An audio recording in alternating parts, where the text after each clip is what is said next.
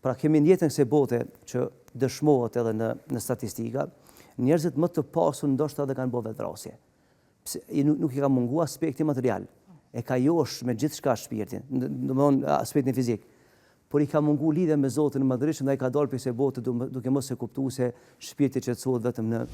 Si ndikon lidhja me Zotin në qetësinë dhe lumturinë e zemrës? Është interesant kjo çështje.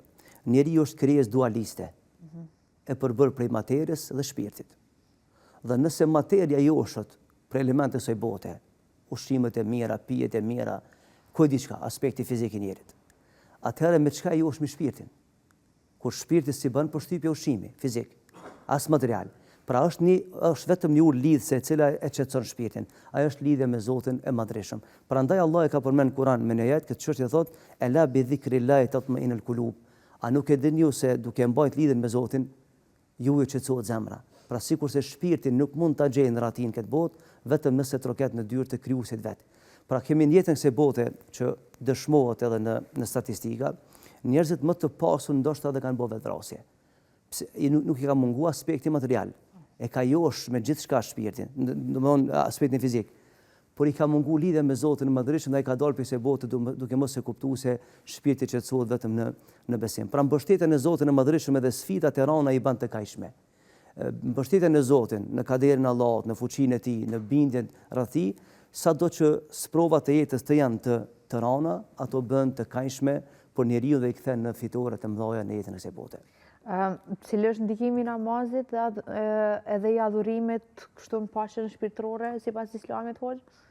Është interesant se adhurimet në Islam është një kapitull i gjanë. Ka disa adhurime të cilat ndikojnë në aspektin edhe psiqik, edhe moral, edhe të formimit të personalitetit. Dhe ka disa adhurime tjera të cilat ja japin mundësinë me kuptu dimenzionin e tjetrit. Me që jemi në Ramazan, për shembull, agjërimi, por vetë se ndikon në aspektin e brendshëm shpirtëror. Dhe është një ballafaqim direkt me nefsin, me vetveten, me egon, me egocentrizmin. Aja mundson njeriu me kuptu dhe palën tjetër. Për shembull, sado që na kish fol dikush për uri, në fare s'do ta kishmi kuptu përderisa se përjetojmë atë. Dhe pse në agjërim për mëngjesin mbrëmje, domethënë ballafaqohemi me uri, dhe nganjëherë është interesant kjo çështje, sprovohemi forca që menzi presmi me ardhë iftari që me bëj iftar. Pse në këtë mënyrë? Sepse ky agjërim ky lloj adhurimi do të më ndiku me pa edhe dimensionin e tjetrit. Dhe kthehemi te namazi për shembull. Neve na ka ardhur transmetim për pejgamberit sallallahu alajhi wasallam se në rrethana të jashtëzakonshme të jetës, kur ballafaqohemi me vështirësi të shumta, edhe qoftë si prind, qoftë si kryefamiliar, qoftë si udhëheqës i shtetit, qoftë si prijes, ai çka i thoshte shokëve vet? Thoshte ma jep një mundësi të qetësohemi në namaz, të motivohemi në namaz. Pra namazi është fuqi e madhe shpirtërore dhe është fatkeqësi e madhe që në këtë kohë ende nuk është diskutuar, ende nuk është zbuluar, nuk është studiuar sa ndikon namazi në formimin e personalitetit të njeriu. Në veçanti në ofrimin e një kënaqësie të madhe shpirtërore përmes të cilës pastaj edhe e ndërton njeriu jetën dhe shef dimension real të jetës.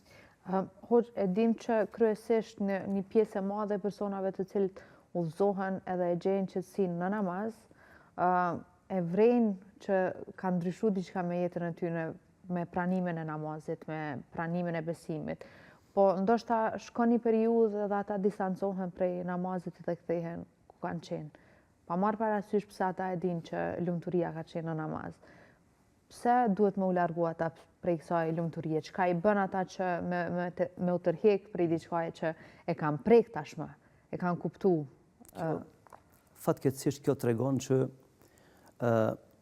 lidhja dhe kuptimi i thellë i kuptimit të namazit nuk ka qenë në përputhshmëri me mentalitetin e tij dhe me bindjen e tij. Dhe më lejoni të jap një shembull këtu.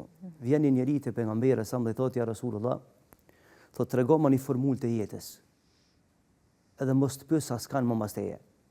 Sepse edhe nuk ka mundësi me taku dikant më të mëshëm se ti, edhe ndoshta s'taku me jetë e përditshme sepse kanë punë tjera të jetës. Është interesant që ka përgjigj pejgamberi me dy fjalë.